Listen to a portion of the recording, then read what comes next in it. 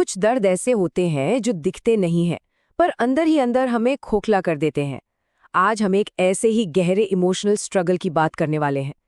एक ऐसे एहसास की जो चुपके से हमारी पहचान पर ही हमला कर देता है। देखिए, गुस्सा चीखता है, डर से इंसान कांपने लगता है, उदासी में आंसू बहते हैं, ये सब दिख जाते हैं। लेकिन शर्म और अपराधबोध जैसी जो भावनाएं होती हैं ना, वो अदृश्य होती हैं। ये वो खामोश जहर हैं जो हमारी आत्मा को धीरे धीरे खत्म कर देते हैं। आज हम उसी दर्द की तह तक जाएंगे, वो दर्द जो किसी घटना या गलती पर नहीं बल्कि हमारे होने पर ही सवाल उठा देता है। वो अंदर की आवाज जो बार बार कहती है, समस्या दुनिया में नहीं है, समस्या तो मुझ में ही है। तो चलिए इस एहसास की परतें खोलते हैं। देखिए, इससे सिर्फ उदासी समझ लेना एक बहुत बड़ी भूल होगी। ये वो भावना है जो एक इंसान को अपने ही खिलाफ खड़ा कर देती है, और इसीलिए ये शायद सबसे खतरनाक दर्द है। अब ये स्लाइड देखिए, ये सच में बहुत दिलचस्प है। ये दिखाती है कि शर्म बाकी भावनाओं से कितनी ज्यादा अलग है। डर, गुस्सा या उदासी, ये सब बाहरी दुनिया पर हमारी एक प्रतिक्रिया है। पर शर्म का तीर सीधा हमारी पहचान पर लगता है। ये कहती है कि खतरा बाहर नहीं, खराबी हमारे अंदर ही है। अच्छा, इस दर्द को ठीक से समझने के लिए ना, हमें इसके 3 अलग अलग चेहरों को पहचानना होगा: शर्म, अपराधबोध और आत्मघृणा। अक्सर ये हमें एक जैसे ही लगते हैं, पर इनमें जमीन आसमान का फर्क है, और ये फर्क समझना बेहद जरूरी है। तो शुरुआत करते हैं अपराधबोध यानी गिल्ट से। ये काफी सीधा साधा मामला है। इसका लेना देना हमारे काम से है, हमारे बर्ताव से। मैंने कुछ गलत किया। ये एहसास हमें एक बेहतर इंसान बनने के लिए मोटिवेट कर सकता है, तो ये एक हेल्दी इमोशन भी हो सकता है। लेकिन शर्म, शर्म बिल्कुल अलग कहानी है। ये हमारे काम के बारे में नहीं है, ये हमारे बारे में है। शर्म कहती है, मैंने कुछ गलत नहीं किया, बल्कि मैं ही गलत हूं। ये कोई सुधार का मौका नहीं देती, ये सीधे हमारी पहचान पर हमला करती है।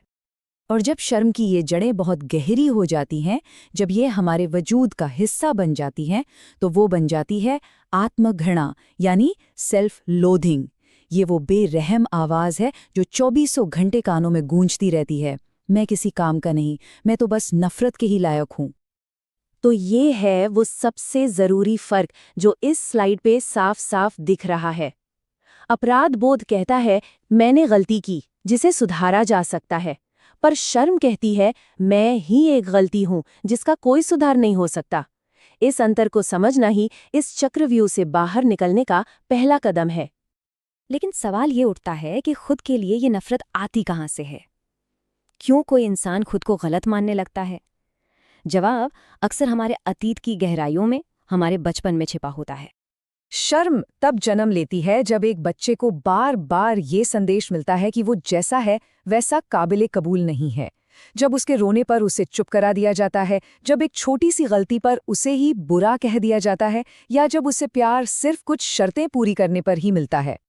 बचपन में सुने गए वाक्य जैसे तुमसे कुछ नहीं होने वाला या शर्म करो, ये सिर्फ डांट नहीं होती, ये धीरे धीरे हमारे दिमाग की वायरिंग को ही बदल देते हैं। ये हमारी पहचान की प्रोग्रामिंग बन जाते हैं जो ताउम्र हमारे साथ रहती है। बचपन की ये प्रोग्रामिंग जब हम बड़े होते हैं ना, तो हमारी आदतों में झलकती है।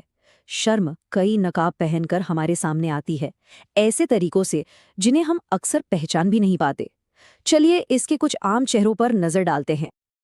पहला निकाब है परफेक्शनिज्म। ये सबसे अच्छा करने की इच्छा नहीं है, ये एक डर है।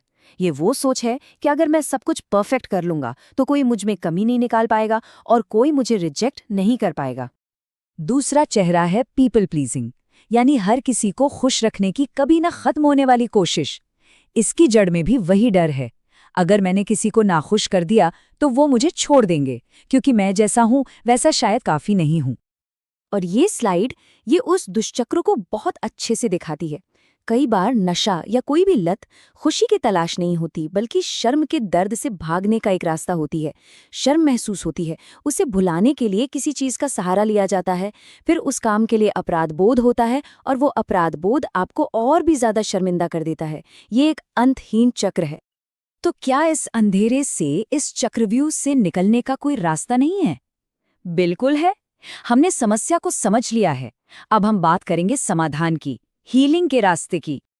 हीलिंग का जो सबसे पहला और सबसे ज़रूरी सच है ना, वो है कनेक्शन। शर्म अकेलेपन में और गहरी होती जाती है, ये हमें दुनिया से काट देती है। इसका इलाज तब शुरू होता है जब हमें कोई ऐसा इंसान मिलता है जिसके सामने हम अपनी कमजोरियों को बिना किसी डर के रख सकते हों। एक सुरक्षित रिश्ता जहां जजमेंट नहीं, सिर्फ स्वीकृति हो। हीलिंग का दूसरा बड़ा कदम है शर्म और जिम्मेदारी में फर्क करना। जिम्मेदारी लेना बहुत हेल्दी है। ये कहता है मैंने एक गलत फैसला लिया और हमें सुधार का मौका देता है। लेकिन शर्म कहती है मैं ही एक गलत फैसला हूं, जो हमारी पहचान को ही तबाह कर देती है।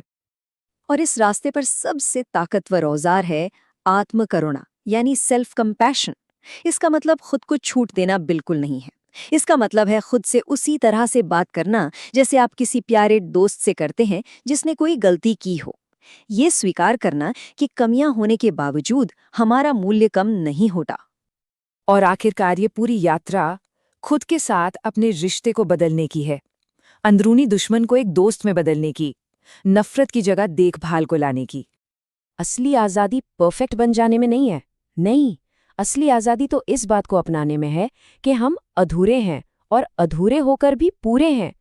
आज़ादी अपनी कमियों के बावजूद खुद को रिजेक्ट ना करने में है। तो इस सफ़र को इस एक ख्याल के साथ ख़त्म करते हैं। शायद आप गलत नहीं हैं, आप घायल हैं, और घावों को इल्ज़ाम नहीं, मरहम चाहिए होता है। बस ये एक सोच किसी के भी अपने पूरे अनुभव को बदल सकती है, एक नैतिक विफलता से एक मानवीय चोट तक, जो सिर्फ और सिर्फ देखभाल की हकदार है। अगर वीडियो पसंद आई हो तो फोकस ट्यूबर को सब्सक्राइब जरूर करें।